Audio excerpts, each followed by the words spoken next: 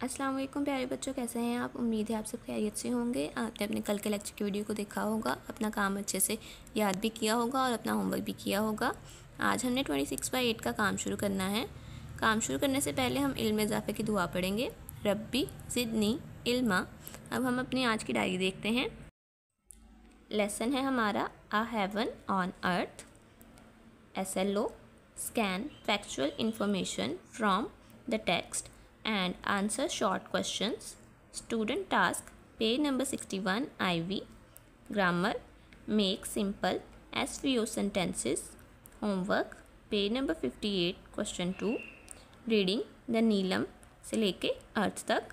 ठीक है, अब हमने पेज नंबर 56 ओपन करना है। पेज नंबर 56 ओपन करें। आ हेवन ऑन अर्थ, ज़मीन पे जन्नत। अब हमने रीडिंग करनी है। द नीलम से लेके अर्थ, यहाँ तक आपने डेट मार्क करनी है।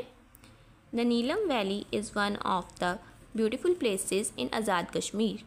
वादी नीलम आज़ाद कश्मीर की एक बहुत खूबसूरत जगह है। It is also called the paradise of Pakistan. इसे पाकिस्तान की जन्नत भी कहा जाता है। It is located in the north east of Muzaffarabad. यह मुजफ्फराबाद के शुमाल मशरिक़ में वाक़या है। It is famous for its amazing scenery. ये अपने शानदार मनाजर की वजह से बहुत मशहूर है। It has many hills and mountains with thick forest, clear water streams and reverse. ये इसमें बहुत सी ऊंची पहाड़, घने जंगलात, साफ़ पानी की नदियाँ और दरिया हैं। The green forests and beautiful lakes make it a heaven on earth. सरसब्ज जंगल और खूबसूरत झीलें इसे ज़मीन पर जन्नत बनाती हैं। ठीक है, यहाँ तक आपने याद करना है। आपको इसकी समझ आ गई होगी, आप इसको अच्छे से पढ़ेंगे भी। अब पेज नंबर 58 ओपन करें। Page number 58, comprehension time. Answer these questions. पहले दो क्वेश्चन आपने इस पर डेट लगा लेनी है और क्वेश्चन नंबर 2 जो है ये आपने होमवर्क भी करना है। फर्स्ट क्वेश्चन है हमारे पास, write the names of the famous fruits of the Neelam valley. वादी नीलम के मशहूर फल, उनके नाम लिखने हैं आपने। इसके लिए हम पेज नंबर 56 ओपन करेंगे। दोबारा से पेज नंबर 56 ओपन कर लें। एप्पल्स यहाँ से लेके वैली, यहाँ तक आपने फर्स्ट क्वेश्चन का आंसर लगाना है।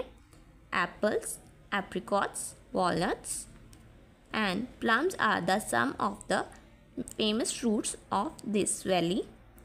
सेब, खुबानियाँ, अखरोट और आलू बुखारा इस वादी के कुछ मशहूर फल हैं। ठीक है, आपने इसका आंसर लगा लेना है, को याद भी करना है। अब क्वेश्चन 2 है हमारे पास, जो आपने होमवर्क में भी लिखना है। Would you like to visit the Neelam Valley after reading about it. Can आप इसको पढ़ने के बाद नीलम वैली यानी कि वादी नीलम की सैर करना चाहेंगे। इसका आंसर देखते हैं हम। यस, हाँ, I like to visit the Neelam Valley. मैं वादी नीलम की सैर करना चाहूँगा। ठीक है, इसका आंसर आपने याद भी करना है और आपने इसको होमवर्क में भी लिखना है। अब आपने पेज नंबर 61 ओपन करना है। पेज नंबर 61 ओपन कर लें। सिंपल सेंटेंसेस, III, IV, की टू लर्न, इन तीनों पे आपने डेट मार्क करनी है। अब हम देखते हैं सिंपल सेंटेंस क्या है। A simple sentence is a group of word that tells complete idea. एक सिंपल सेंटेंस ऐसे अल्फाज का मजमूआ है जो हमें मुकम्मल आइडिया दे किसी चीज़ के बारे में। A sentence comprises 3 parts. एक जुमले में 3 चीज़ें होती हैं, subject, verb and object. Subject होता है, वर्ब होता है और ऑब्जेक्ट होता है। अब हम इसकी एग्जांपल देखते हैं। इकरा रीड्स अ बुक, सब्जेक्ट है इकरा, रीड्स वर्ब और अ बुक ऑब्जेक्ट। इसी तरह she collects flowers, she subject है, कलेक्ट्स वर्ब है, फ्लावर्स ऑब्जेक्ट है।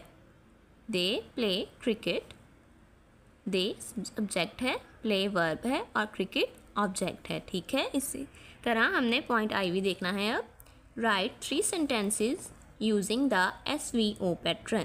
ठीक है, अब हम सेंटेंसेस लिखते हैं। अब देखें यहाँ पे, she eats an apple. She क्या है हमारे पास, subject, eats verb and apple object. He plays football.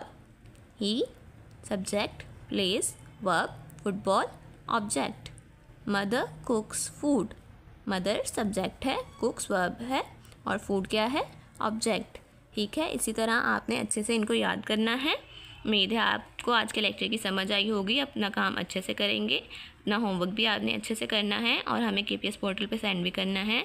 प्यारे बच्चों, अपने होमवर्क को हमें स्कूल की टाइमिंग में ही सेंड किया करें। फ़ी अमानिल्लाह।